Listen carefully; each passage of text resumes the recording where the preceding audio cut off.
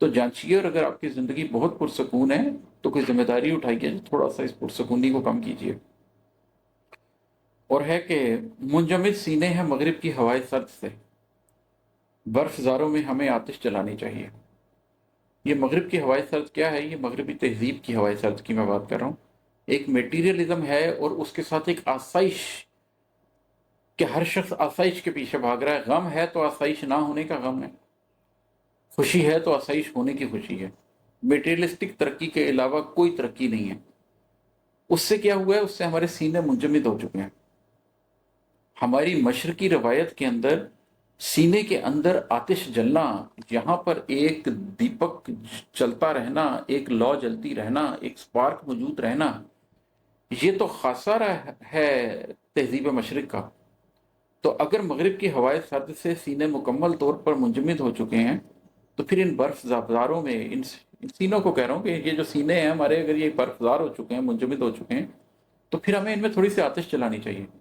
وہ آتش کیا ہے؟ وہ آتش ہے اپنی ذات کے بارے میں پڑھنا۔ سب سے پہلے تو قرآن کو پڑھیے، وہی آپ کے سینے میں آتش چلا دے۔ اور اس کے علاوہ اگر آپ کو کتابیں پڑھنے کا شوق ہے تو اپنے مشرق کی کچھ کتابیں پڑھیے۔ کہیں احیاء العلوم کو پڑھیے غزالی کی، کہیں رومی کو پڑھیے، کہیں حافظ کو پڑھیے، اقبال کو پڑھیے، اور کچھ نہیں تو آپ تفاسیر پڑھیے۔ کم از کم وہ جو ایک ہماری مشرقی علم کی بنیاد ہے، اس سے اپنے سینے میں آتش جلانے کی کوشش تو کریں۔ اس مغرب کی ہوائے سرد کے ساتھ منجمد ہی نہ ہوتے چلے جائیں، بالکل سینے جمتے ہی نہ چلے جائیں، برف زار ہی نہ ہوتے جائیں۔ اس کے بعد دو شعر ہیں، وہ اکٹھے ہیں، میں سناتا ہوں کہ راستے گم ہیں مگر موجود تو ہیں آج بھی، ڈھونڈنے والوں کو ہمت تو دلانی چاہیے۔ راستے گم ہو چکے ہیں اس وقت، جو لوگ حقیقت کی تلاش میں ہیں، وہ امپیریکل ایویڈنس والی دنیا نے اتنا زیادہ چھا گئی ہے کہ جو لوگ اس امپیریکل ایویڈنس سے ہٹ کر بھی علم کے کسی ماخذ کو جاننے اور سمجھنے کی کوشش کرتے ہیں، جو کہتے ہیں کہ یہ ماڈرن ڈارونزم سے بڑھ کر بھی زندگی کی کوئی حقیقت ہے، ہر چیز کو سائنس سے پروف کرنا ایک بیتوکی بات ہے۔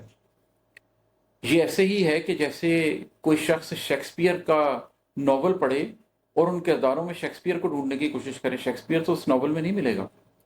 تو اللہ نے ٹائم اینڈ اسپیس کریٹ کی ہیں، اللہ نے زمان اور مکان بنائے ہیں، اس زمان اور مکان کے اندر اللہ کیسے ملے گا؟ وہ تو اس سے باہر ہے۔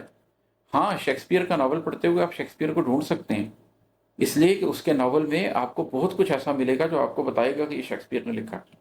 اسی طرح اللہ کی اس دنیا میں آپ اللہ کو ڈھونڈ سکتے ہیں، اس لیے کہ اس اللہ کی دنیا میں بہت سی نشانیاں جو آپ کو بتائیں گی کہ اللہ ہے۔